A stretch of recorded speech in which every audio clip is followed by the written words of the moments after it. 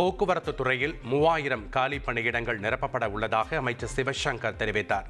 வீடுகளுக்கு smart meter பொருத்தும் பணி நிறைவடைந்ததும் மாதம் தோறும் மின் கணக்கீட்டு முறை நடைமுறைக்கு வரும் என்றும் கூறினார்.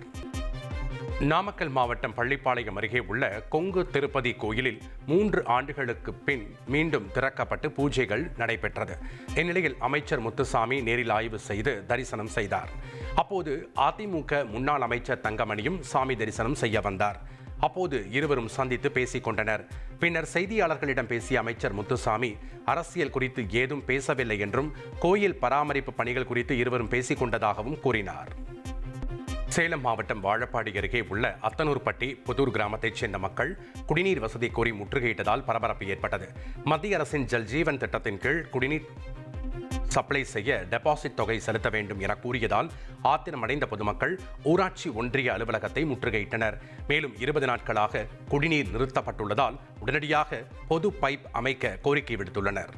தென்காசியில் நேற்று காலை வழக்கறிஞர் முத்துக்குமாரசாமி கொலை செய்யப்பட்ட வழக்கில் குற்றவாளியை உடனடியாக கைது செய்ய கோரி 300க்கும் மேற்பட்ட வழக்கறிஞர்கள் மாவட்ட ஆட்சியர் அலுவலகத்தில் திரண்டனர். இதனால் மாவட்ட ஆட்சியர் அலுவலக வளாகம் பரபரப்பாக காணப்பட்டது.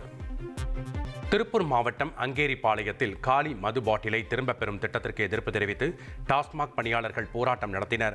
இதுகுறித்து முடிவெடுக்க திருப்பூர் மாவட்ட டாஸ்மாக் மேலாளர் 2 நாட்கள் கால அவகாசம் கேட்ட நிலையில் போராட்டக்காரர்கள் கலைந்து சென்றனர். இனி செல்லும் இடமெல்லாம் செய்தி. தந்தி டிவியின் வாட்ஸ்அப் சேனலை ஃபாலோ பண்ணினா செல்ல இருக்கும் இடமெல்லாம் செய்தி. இதோ QR கோட் இப்பவே ஸ்கேன் பண்ணுங்க, ஃபாலோ பண்ணுங்க.